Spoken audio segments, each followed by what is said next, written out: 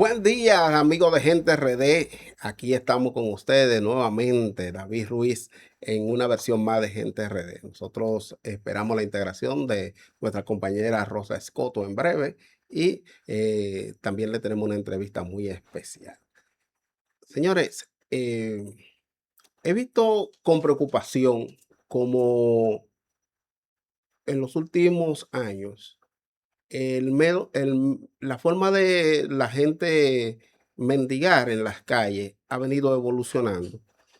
Y como estamos viviendo en la sociedad del engaño, en lo que nunca se sabe si es verdad o es mentira, gente que se disfrazan de tener algún tipo de problema, de situaciones, y prácticamente timan a la gente, haciéndole creer eso para sacarle dinero a las personas. Ahí está el popular muchacho vestido de pelotero, con un guante en la mano y uno clavo en la otra, pidiendo un pasaje. Lástima que estos muchachos son muy jóvenes, son jóvenes que deberían tener otro tipo de aspiraciones, que deberían tener un sentido mucho más de orgullo de sí mismo, de valor de su propia persona, y no ser jóvenes que aspiren a vivir de la mendicidad o del estar pidiendo en las calles. El mendigo a principio era alguien que no tenía nada y se veía obligado a mendigar por no poder trabajar, por tener una enfermedad o por tener alguna necesidad que lo llevaba a esto. Pero con el tiempo, el ser mendigo ha pasado a ser una profesión que deja sus frutos, una profesión que ha hecho rico a muchas personas, que no necesariamente es quien está mendigando en las calles. Hay personas que manejan equipos de mendigos. Eh, Nosotros fuimos testigos en ocasiones de cómo en Santiago en una camioneta se distribuían personas con condiciones físicas, eh, personas que tenían niños cargados, niños recién nacidos en ocasiones, o de menos de 2 meses, 3 meses. Y te montan un drama. El objetivo del mendigo es montarte un drama en el que tú sientas pena y por eso tú le des dinero. Pero también hay otros que se disfrazan de una necesidad como una operación. Eh, entonces, aparte de los peloteros que ya le hablé, de los muchachos vestidos de pelota, ahora se te aparece en cualquier sitio, en un supermercado. Tú estás en un supermercado haciendo una compra y de repente viene una doñita y te dice que si tú le puedes regalar algo para ellos comprar comida. Pero ¿qué sucede? Que donde se cae eso, porque el hambre tiene una cuestión, que el hambre, el que te la quita hoy, no te la puede quitar mañana. Entonces el hambre solamente si usted no resuelve los problemas en el tiempo, en la periodicidad, usted va a estar todos los días pidiendo la comida. Y la gente no todos los días te puede dar un plato de comida. La gente más fácil te brinda todos los días una cerveza y no un plato de comida. Pero aparte de esa gente que se aparece en los supermercados, hay otras situaciones que se dan en el metro, por ejemplo, donde andan personas adultas, mayores, eh, que van caminando de metro en metro con un discurso de pena y de mendicidad. Personas que andan con una receta, que andan con un récord médico. Y de verdad que es preocupante. Es preocupante que aparezcan estas nuevas modalidades de pedir. Y no tan solo que aparezcan, porque el ser humano vive inventando siempre cómo sobrevivir, sino que tú veas gente joven en eso y que crean que ahí hay un nicho de donde ganarse la vida. Bienvenida, Rosa Escoto. Gracias, David.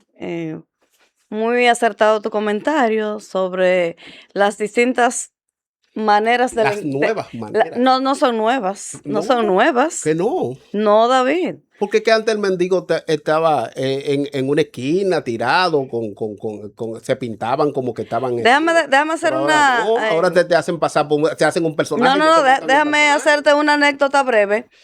Cuando yo vine a Santo Domingo de mi campo en el año 94, por ahí. Se te cayó la cédula. No. Me la robaron, sí.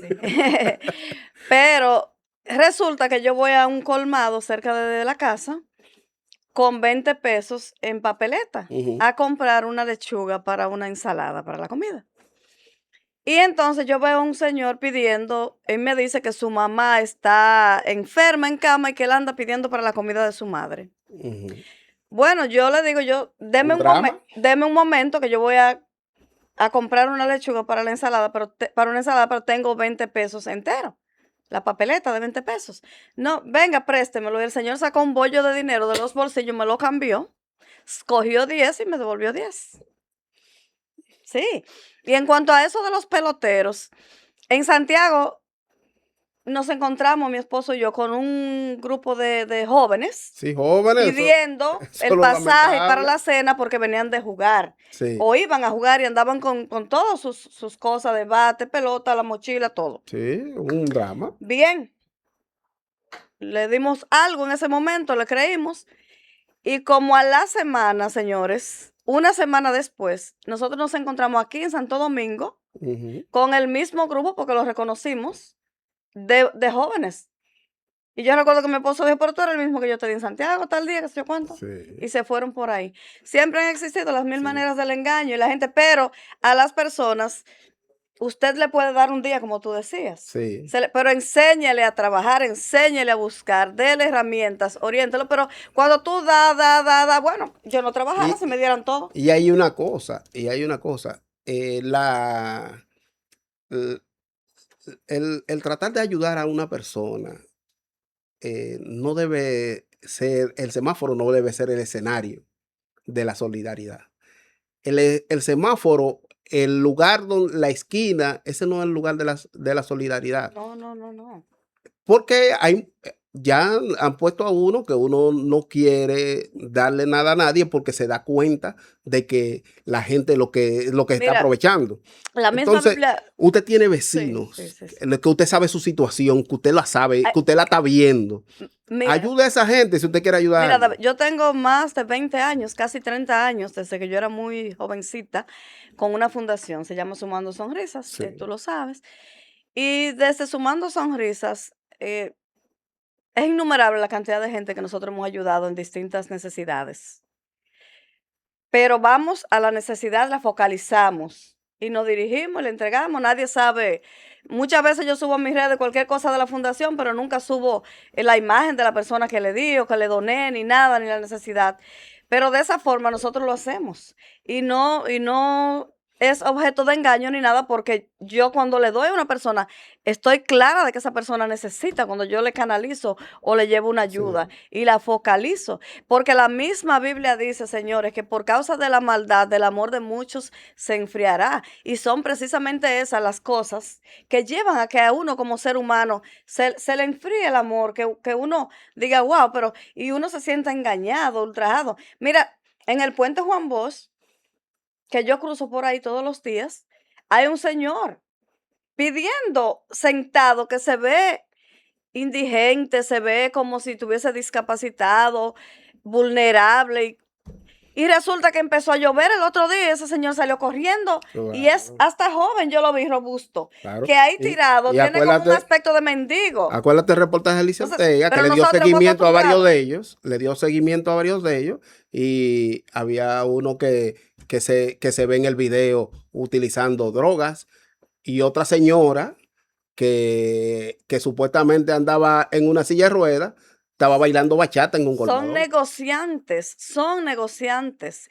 Y Entonces, si tú te fijas, le dan una ayuda, una gente pasa, lo ayuda, o el mismo gobierno los reubica o lo que sea, y vuelven al mismo sitio porque es un modus operandi porque de el estilo de estafa y vida, de vivir. el estilo de Un vida estilo de vida, de es acostumbrar pedir. a que te lo den todo, a no querer trabajar. Y déjame decirte, finalmente es un trabajo, porque tú estar en el sol, como yo veo uno ahí en Villa Mella, tirado en el sol, en el suelo, haciendo creer que tú tienes un pie, que te lo van a mochar. Se ponen tinta y de todo para que parezca Entonces, sangre. es terrible las cosas que uno ve en la calle. Muy, muy triste, David, muy Mira, triste. Rosa, el caso de Brianna, preocupante lo que hemos sabido de ella, y preocupante, después que tú hagas tu comentario, preocupante el curso que está tomando la investigación que lleva el Ministerio Público.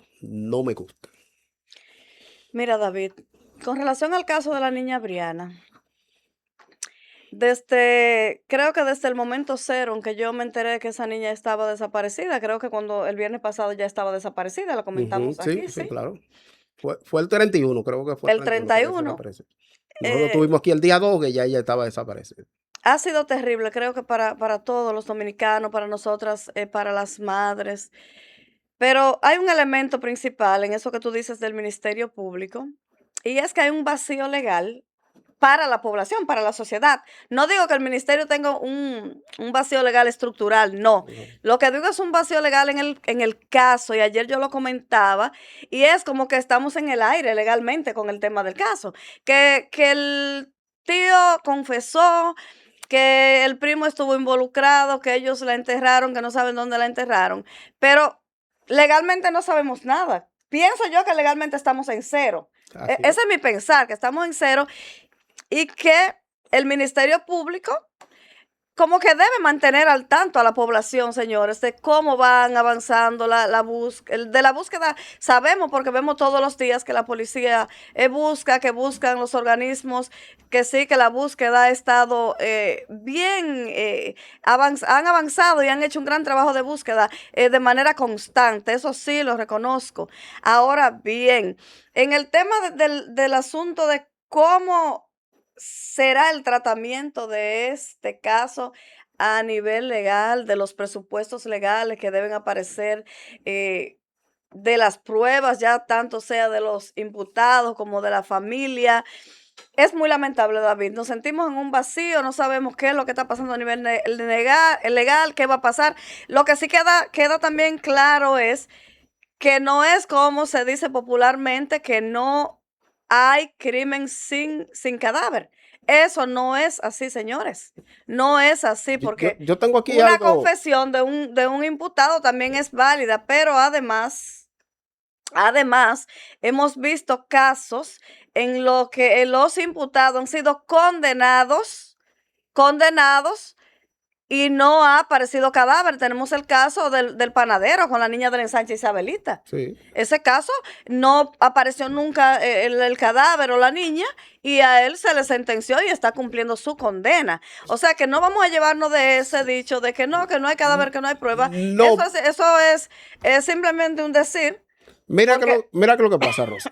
perdón. Eh, y es que los casos son distintos. Eh, como tú dices, un caso donde hayan pruebas contundentes. Sí, perdón, en el caso del panadero se observaron las Sí. cámaras donde él salía con un Lo saco, sabía con un por saco ejemplo y eso. ya se sabía y se había visto entrar Sí, la sí, sí, niña. claro, en este caso Sí, no hemos visto, no, sí, creo que no se ha podido sí. ver nada. Pero por el panadero, ahí la acusación es más consistente porque la acusación se basa en que él tiró a la niña al mar. Y lo dijo, claro, claro. Sí, él lo confesó, pero su confesión estuvo clara todo el tiempo y todo el que está alrededor estuvo claro que sí, que las cosas sucedieron como dijo Aquí lo en clave es esa la ocasión el Ministerio investigación Público. profunda, Ahora exhaustiva, bien, emplearse a fondo en ¿cuál es investigar. el problema de que yo estoy viendo en este caso? Que la única prueba que el Ministerio Público tiene para presentar es la confesión de dos individuos que ya la comunidad está señalando que la policía le dio golpe para que confesaran. Sí, se está. Y no le estoy dando, y no le estoy dando, y no le estoy dando, yo creo que esos son los asesinos. De ser culpables, pero pocos serían los golpes. Me preocupa, de ser culpables. Me preocupa, sí. Ahora, de ser inocente, pues la cosa sería. Pero ahí hay un atenuante. Tomaría otro giro. Que en una segunda instancia, hay un atenuante que en una segunda instancia, ya en un juicio, ya después que pase el primer juicio, del juicio donde la primera condena, en una apelación, ahí hay en otro juez que vea otro elemento, inclusive por la misma situación del caso, lo pueden trasladar a otra ciudad. Entonces ya ahí puede haber otros elementos que ayuden a esos muchachos. Lo que sí tenemos. Entonces, aparte, solamente está la confesión de ellos. Ese cadáver no es difícil de hallar, ese cadáver tiene que aparecer. Por supuesto que ese cadáver tiene que aparecer y ellos si confesaron que la mataron, tienen que llevar donde está el cadáver. Claro. Ese cadáver tiene que aparecer porque sin ese cadáver y sin ellos mostrar dónde está el cadáver, porque el caso se torna más complicado. Porque ellos confiesan, porque hay un video en el que se ve que la niña estuvo en un colmado, porque parece que todo ahí son familias, esa comunidad donde están todos pegados. Pero hay muchos elementos que no me cuadran, porque la niña estaba de visita y mucho se dice y se actúa como que la querían mucho, como que si la niña se estaba criando ahí con ellos. Uno de los mismos. Y la abuela andaba de visita con esa niña ahí. Uno de los imputados. O sea que hay cosas que de verdad no me cuadran. Los dos imputados hablaron a la prensa normal, porque ellos andaban buscando a la niña. Sí, claro. Ellos hablaron normal a la prensa y hay uno que dice, mira, porque yo la quería mucho. Sí, yo la quería mucho, yo la cuidaba, eso era como mi hija. Entonces, ¿vivía ahí o vivía donde vivía la niña por fin? No, lo que pasa es que son comunidades, no, mi amor, mira las comunidades están cercanas. Son comunidades donde todos son, prácticamente todo el mundo se conoce y los niños caminan de patio en patio. Bueno. Entonces,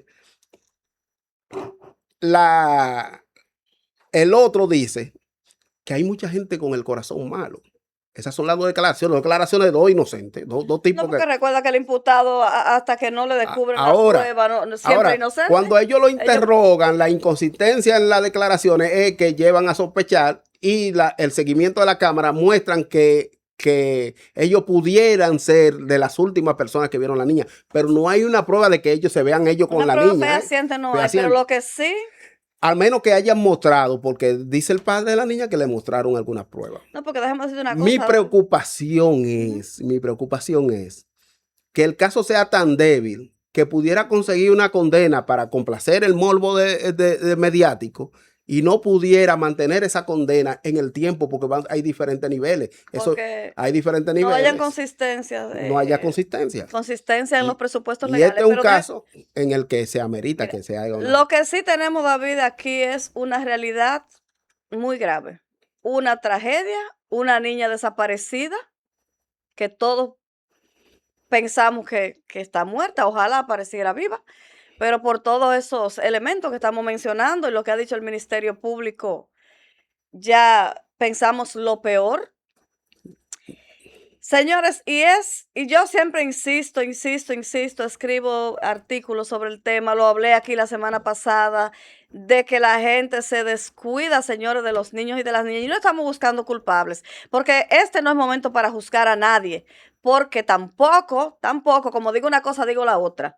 Aquí los culpables, los responsables, los malos y los monstruos son los imputados o los responsables de ese hecho tan abominable. Y no podemos como madres, como padres, como dominicanos vivir con miedo. Tenemos que cuidar, proteger y velar por nuestros hijos porque esa es nuestra responsabilidad. El primer círculo llamado a proteger, a velar por el niño, por la niña es el hogar, su padre, su madre, la familia. Pero hemos visto ya que en el mismo círculo los niños corren peligro. Entonces, estar alertas. Pero no podemos vivir con miedo, no podemos sentirnos perseguidos, no podemos sentir que no podemos, señores, meter nuestros hijos en una caja de cristal y cerrarla porque tenemos miedo.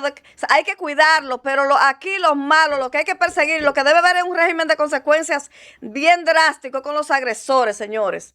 Con los agresores. Yo hago muchísimo énfasis en que hay que cuidar, en que hay que proteger, en que hay que velar. Pero no se trata solo de nosotros, del cuidado. Se trata de esos monstruos que andan ahí afuera, que hay que perseguirlos y llevarlos a la justicia. Porque déjame decirte una cosa, David, es que en los campos de nuestro país, lamentablemente, está muy normalizado el abuso infantil, señor, entre las familias. Inclusive hasta Y lo se perdonan. cubren. Inclusive hasta lo perdonan. Señores, se cubren, se perdonan, se tapan, porque he escuchado ahí gente defendiendo a esa gente a rajatabla, como dicen. O sea, Por eso es muy lamentable, señor. Por eso que te digo me preocupa, porque he visto Claro, gente de la comunidad, claro. inclusive gente dice, coño, es que ese hombre era el que me ayudaba en la iglesia. Sí, pero ¿qué importa? Eso no me dice a mí que sean inocentes. Sí, pero ese panadero que hizo eso con esa niña era el panadero que me suplía el pan a mí en mi negocio y que tenía a su niño y que iba toda la noche a mi negocio y yo nunca pensé que ese hombre Por eso es que hay eso. que reunir los elementos de prueba necesarios. Mira, Amadeo Peralta, abogado de fuste de la República Dominicana, dice, el acto de causarle la muerte a otra persona muchas veces lleva al autor a intentar encubrir el crimen, hasta ocultándolo o desapareciéndolo. Peralta recordó que la ley 136-80 de fecha 23 de mayo de 1980 declara obligatoria la práctica de la autopsia judicial en la instrucción preparatoria del proceso penal por homicidio. Tiene una excepción en su párrafo único, cuando establece que cuando la autopsia no pudiese ser practicada por alguna causa, el funcionario encargado de ordenarla dictará el efecto automotivado dentro de las 72 horas de apoderamiento. Explicó también que el artículo 9 de la misma ley establece que no podrá hacerse la autopsia de un cadáver sin la previa certificación de la muerte pedida por el médico legista. Luego de este funcionario emplear los procedimientos habituales para asegurar su realidad. Lo que quiere decir que aunque la ley permite métodos, ya pasaron 48 horas con esos hombres apresados, no se han sometido la medida de coerción y según este artículo tiene 72 horas para claro, es así. realizar una acción sin el cadáver. Pero en este caso, David, también una investigación en proceso delicada, yo considero que puede haber una medida en lo que se investiga. Puede haber una medida no definitiva. Vamos a tener que consultar. Una medida de coerción que no sea definitiva. Por ejemplo, en lo que se investiga el caso, como se ha hecho con muchísimos casos, que no hay una sentencia definitiva porque a nadie le dan una sentencia de una vez, sino que una medida de coerción. Lo único que ahí... Porque soltarlo. Ahí lo único que procede. Sería si no se detienen las pruebas suficientes, ahí lo único que procede o intentar una medida de coerción que fracase o mandarlo a su casa y se continúa la investigación con ellos vigilados. Vamos a la pausa. Darle seguimiento a ellos, a ver si vuelven a la escena, pero es muy triste todo esto, señores, que está ocurriendo. Sí, vamos a la pausa para venir con la entrevista y conversar ampliamente con la periodista Elia Pacheco sobre el tema venezolano, el apresamiento de Nicolás Maduro y Cilia Flores y también otros elementos que se sumaron ya luego de... Hoy salió en el Listín Diario mi artículo sobre eso, sobre Venezuela, un análisis profundo que realicé sobre la geopolítica y el tema humano de Venezuela. Así es que les invito a leerlo el día de hoy. Así es. Vamos a ver el cuadro de tinta de Rubén Mirreyes y luego nos vamos a la pausa para venir con Elia Pacheco, periodista venezolana que va a estar aquí con nosotros.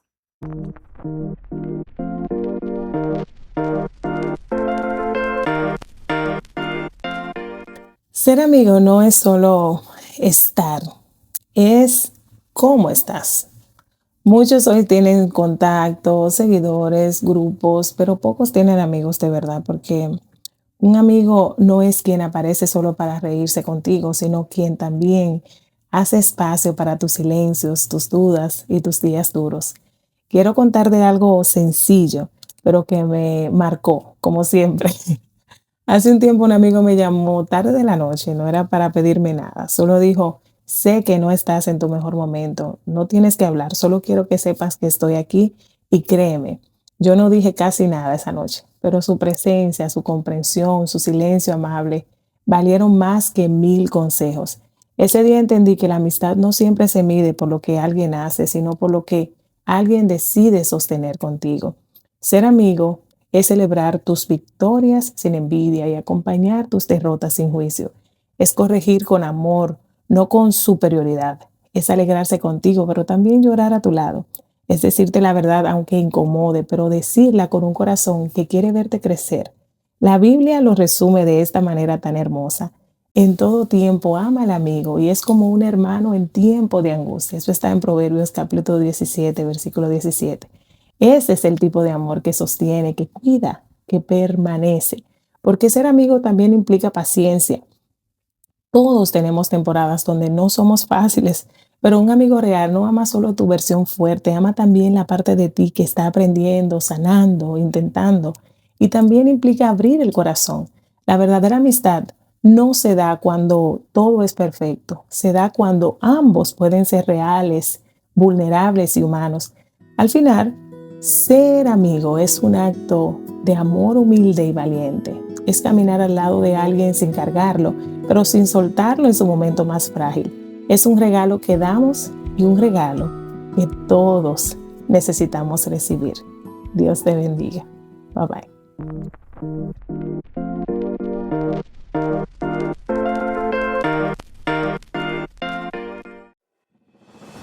Gracias a la ley 0686, hace 39 años iniciamos un sueño, un compromiso con quienes construyen el futuro de nuestro país. En el Fondo de Pensiones de los Trabajadores de la Construcción celebramos juntos el esfuerzo y la dedicación a través de pensiones dignas.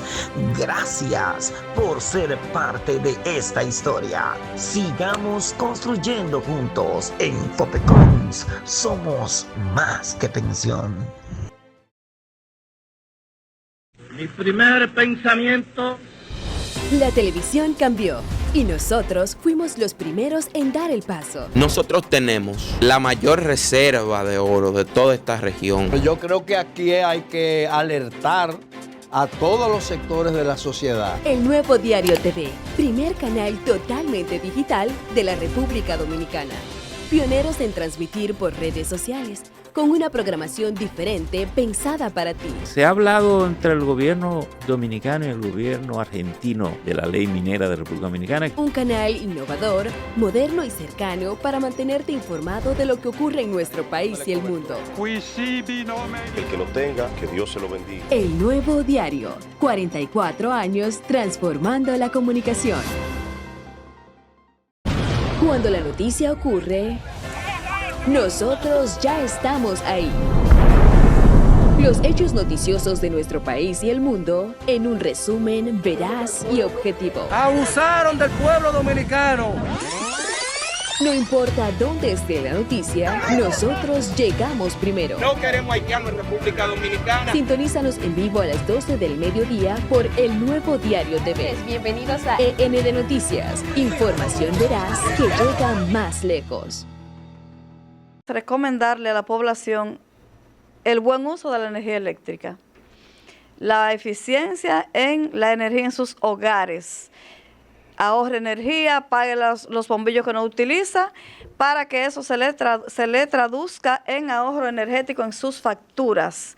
La Superintendencia de Electricidad lleva una campaña muy importante fomentando el buen uso de la energía eléctrica y de la eficiencia energética en nuestros hogares. Así que vamos a hacerle caso para que nuestra factura baje. El pasado viernes nosotros tocamos el tema de Venezuela como parte de los temas que fueron importantes durante el 2025, pero ignorábamos totalmente que al otro día en la mañana, ese mismo día en la madrugada, se iba a ejecutar un operativo para apresar al presidente Nicolás Maduro. Y señores, se produjo un ataque armado en el que se habla de 28 muertos y fue traído de su residencia tanto Nicolás Maduro como su esposa Cilia Flores. Hoy tenemos aquí a la periodista Elia Pacheco, con quien venezolana, de las cosas buenas que Venezuela no ha traído. Venezuela ha traído cosas buenas, mira, la comida. Venezuela trajo también mucha experiencia técnica y mujeres bonitas. Buenos profesionales. Y mujeres bonitas.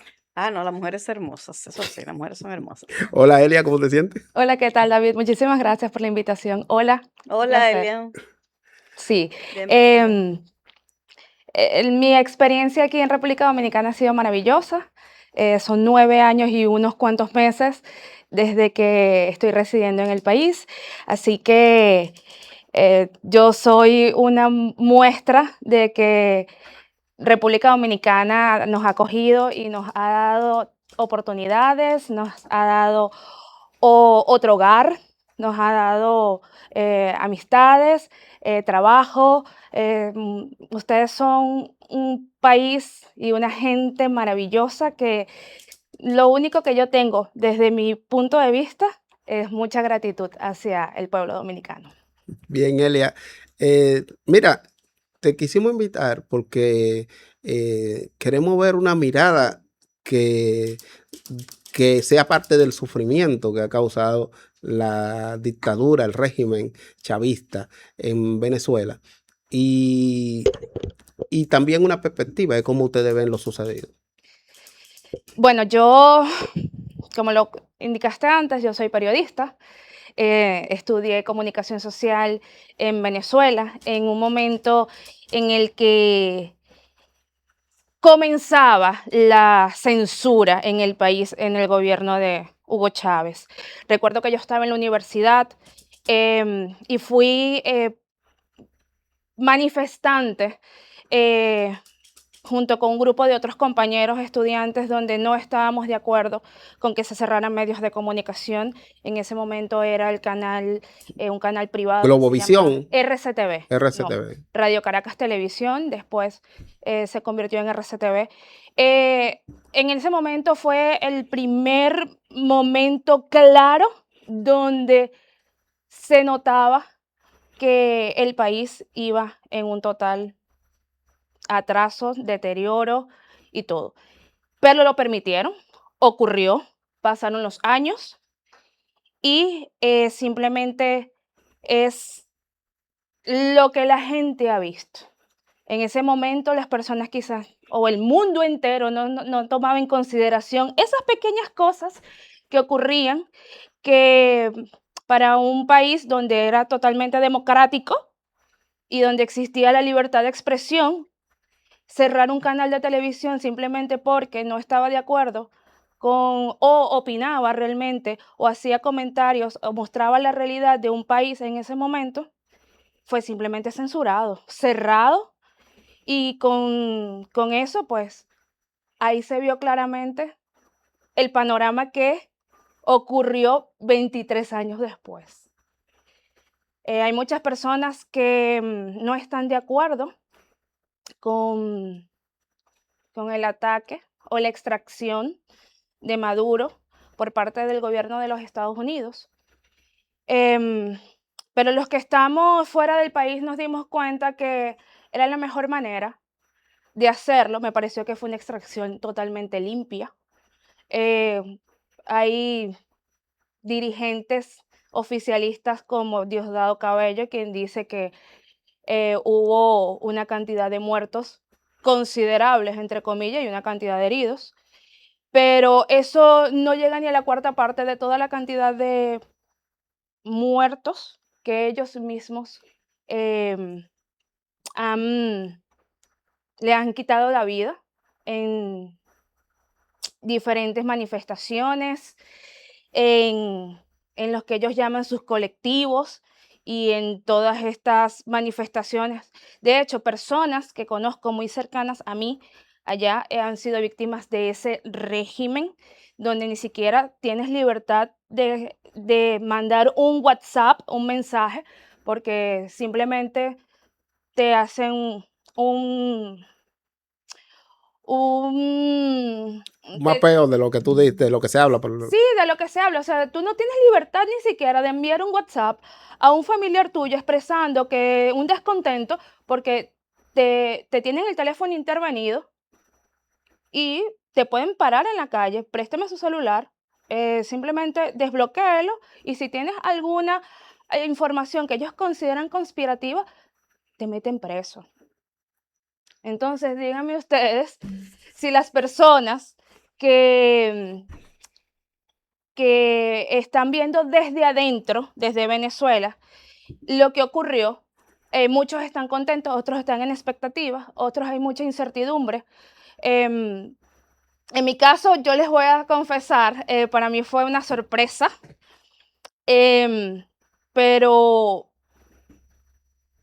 no puedo decir que me alegro, pero sí me da un fresquito. Bueno, Porque obviamente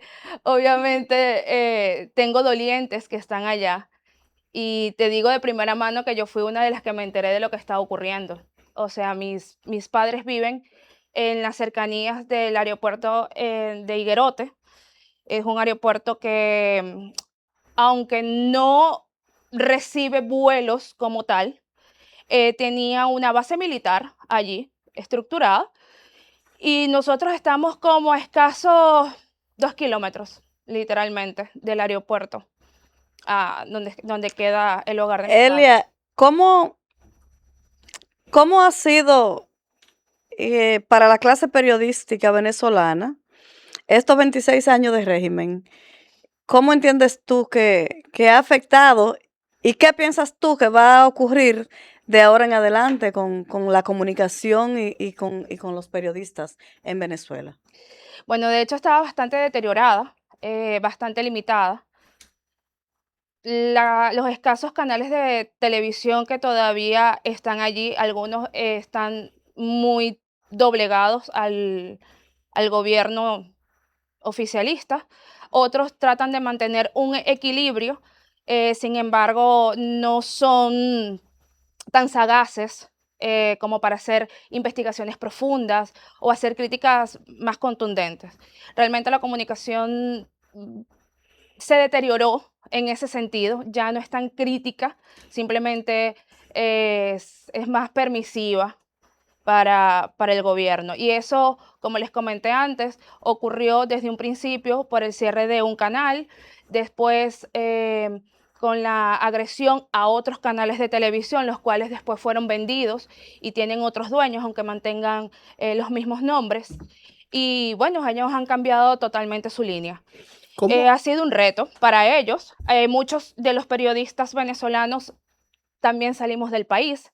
Muchos estamos, por ejemplo, aquí hay una representación importante de periodistas venezolanos que están en canales de televisión como CDN, sí.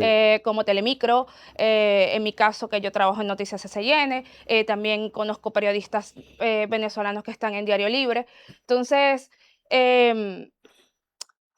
y hay muchos otros que están en otras televisoras grandes como Telemundo, Univisión y cadenas internacionales. Elia,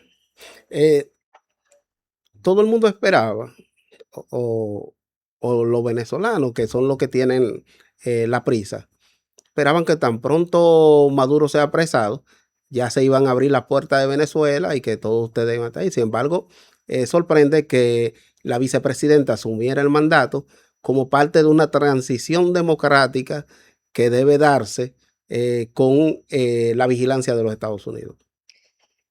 Es parte de las negociaciones.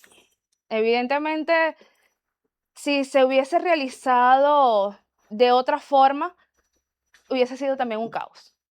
Yo creo que desde el punto de vista como lo está realizando estratégicamente el gobierno de los Estados Unidos, pues es la manera más correcta de hacerlo dentro de los canales legales que existen en Venezuela, porque realmente no se puede imponer a alguien que donde no hay independencia de poderes. Entonces vamos a incurrir en lo mismo. Entonces hay que agotar el proceso y dentro de ese proceso están las negociaciones. De igual forma, el presidente Trump fue bastante claro en el momento que dio las primeras declaraciones, donde dijo que podrían haber otros ataques, otros bombardeos. Eso es quizás dándole también una advertencia a Delcy de las cosas que ellos ya habían conversado previamente o lo que habían negociado, porque, bueno, puede haber una situación que Delcy diga sí y después diga mañana que no. No, porque Entonces, ahí eso están los titiriteros de Maduro, que todavía están ahí. Está Exactamente. Diosdado Cabello Sí. y Hay personas del régimen. claro, y están los, ¿cómo se llama el jefe militar? Padrino López. Padrino. Entonces, ¿Y todavía esa gente están ahí ¿Y controlando. qué crees tú de Delcy Rodríguez como electa presidenta interina? ¿Qué esperaban ustedes como venezolanos? Cuando se enteraron del ataque a Venezuela y que capturaron a Maduro y a su esposa, ¿qué fue lo primero que pensaste que pasaría en Venezuela? Como te digo, ¿Que a quién pondrían como presidenta? ¿Qué pasaría en ese entorno? La verdad, pensé que María Corina iba a ser la persona indicada, ¿no? Porque digamos que ese era el deseo de una gran cantidad de venezolanos, pero ojo, no que iba a ser impuesta en ese mismo momento, porque las personas tienen que entender que se agotan procesos, que se agotan, y este es un proceso de transición. Al momento que lo explican, y lo explican bastante bien, es que no se puede hacer de la manera como los venezolanos quizás queríamos, como quitar a uno y colocar otro. Eso es inaceptable, eso es imposible. Entonces, después de que uno analiza, de que ve las diferentes situaciones, uno entiende por qué están ocurriendo estas cosas. De que Delcy me guste o no me guste, evidentemente no me gusta porque para mí, aunque es una persona preparada, es una Sigue fue una respondiendo al régimen. ¿Tú delincuente, fue una Ok. delincuente junto con Sácate, su no te- hermano. Entonces, obviamente. Ya se puede. Estamos aquí. No, ojo, yo no siento ningún temor de decir las cosas. Lo que pasa es que tampoco puedo insultar a alguien que quizás yo ni siquiera la conozco ni nada, pero lo que puedo es resaltar las cosas positivas. Es una mujer inteligente, aunque ustedes crean que no, o que ustedes la vean de esa manera. Es una mujer que está preparada. Y evidentemente por eso es que está negociando con Donald Trump o con el gobierno de los Estados Unidos. Pero que hubiese sido ella, pues me sorprende bastante. No era lo que yo esperaba, pero mira, ha marcado un hito en la historia venezolana. Es la primera presidenta, así sea interina y por esta situación.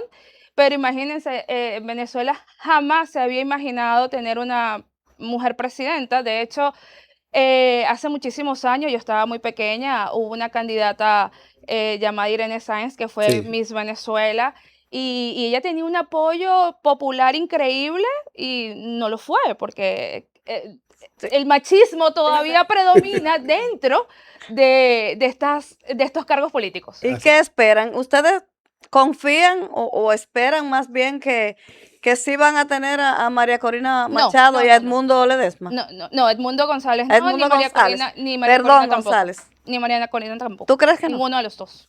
Ninguno de los dos. ¿Y por qué? Bueno, porque el pueblo venezolano ha sido engañado varias veces,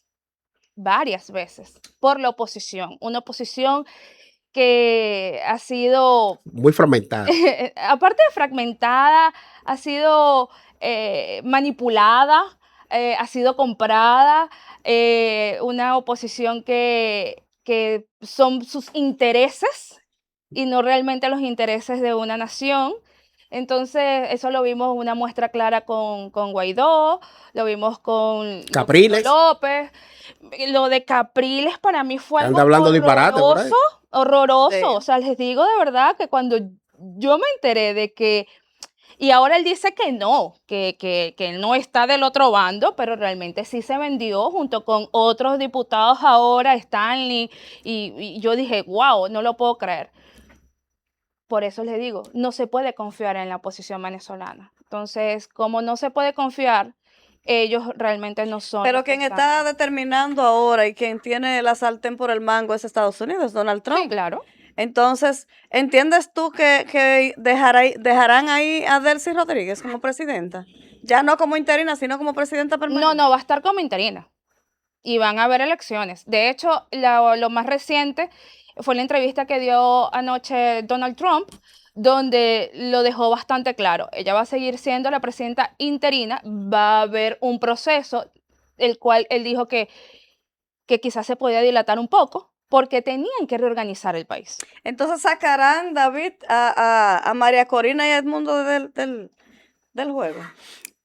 Bueno, lo que pasa es que eso hay que ver del punto de vista de cómo se mantiene la imagen de ellos dos a la hora que haya unas elecciones y si tienen la posibilidad de volver a Venezuela y presentarse como candidato y si existe la libertad. Porque acuérdate, las transiciones, donde se han dado transiciones como esta, aquí en República Dominicana sucedió con la muerte de Trujillo. Entró Balaguer. Que Balaguer tuvo que asumir una transición sangrienta. E inclusive cuando el primer gobierno que él de Juan Bosch, Estados Unidos no estuvo de acuerdo y buscó la forma de sacarlo. Lo saca y viene la revolución. O sea, que todavía en Venezuela pueden pasar cosas impredecibles. Es impredecible estos momentos. Sí. Porque también esos grupos están ahí. Sí. Y en la selva venezolana se dan muchas cosas. Sí, una cosa es, y yo lo analizaba en el artículo que escribí hoy, es, primero, históricamente ninguna potencia, ningún país actúa de manera altruista. No. Eso no es verdad. No. Eso no es verdad. Siempre hay intereses y siempre hay una cosa que un país tiene que el otro la quiere.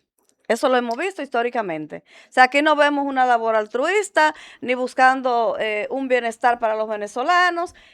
Y no es que esté en contra de la operación, como decía Elia, fue una operación un tanto limpia, no totalmente, porque quizás hubo algunas cosas, pero siempre hay daños coyunturales. Lo que esto puede volverse colaterales, siempre hay daños colaterales. Que cuando Estados Unidos ejecutó la intervención en la República Dominicana, lo hizo en varios países. Entonces, eso se puede convertir en una política de Estados Unidos, porque ahí está Cuba y ahí está Nicaragua. Y no es, David, que esta fuera la mejor opción, que esta fuera, pero era la única. O sea, era una salida. Y ahora, era la que ahora mismo, los venezolanos. Que ahora mismo no se trata de cuál es, qué es lo correcto para Venezuela. O sea, es lo que se podía hacer. O sea, era lo que pedía a gritos. Humanamente hablando, porque una cosa es el tema de los intereses, los poderes, la geopolítica, pero tenemos que ver también la parte humana de Venezuela. ¿Qué quieren los venezolanos? ¿Qué es lo que ellos necesitan? O sea, creo que ambas cosas hay que verlas desde distintos ángulos. Elia. Correcto. El aparato, aunque sea represivo, el aparato público de un país, cuando se ve afectado por la falta de un presidente, conlleva a una crisis económica casi inmediata, porque hay muchas cosas que se pierden, hay mucha desestabilidad. ¿Qué tú crees? ¿Cómo le están pasando los venezolanos? ¿Qué te han dicho tus familiares? ¿Cómo le están pasando? ¿Cómo económicamente están abastecidos de comida, de medicamentos?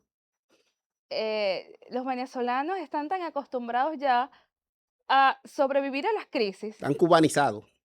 No voy a utilizar ese término, pero sí son supervivientes a cualquier tipo de crisis y situación. Yo creo que la crisis más fuerte fue la que vivió en el 2017, que fue un momento donde la economía se fue al piso, un quiebra total de Venezuela, donde las personas literalmente comían de la basura, porque no había comida y no había dinero ni siquiera para comprarlo. Y tampoco había alimentos en los anaqueles. Yo creo que ese fue el momento más duro que vivieron los venezolanos dentro de la crisis.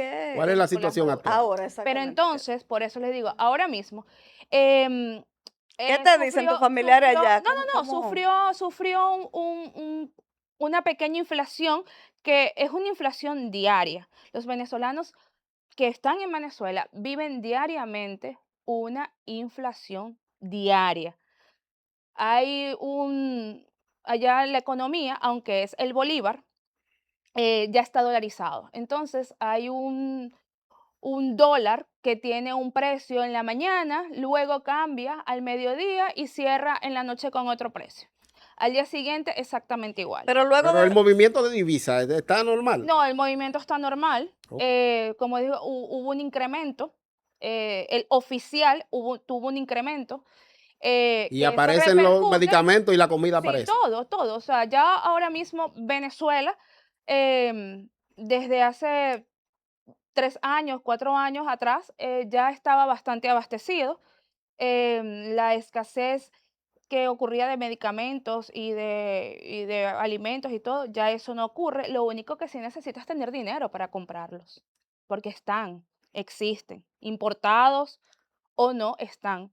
Lo que pasa es que el venezolano promedio no tiene la cantidad de dinero o no gana un sueldo que puedas adquirir todos esos medicamentos o puedas adquirir toda una canasta básica o puedas comprar ropa, calzado.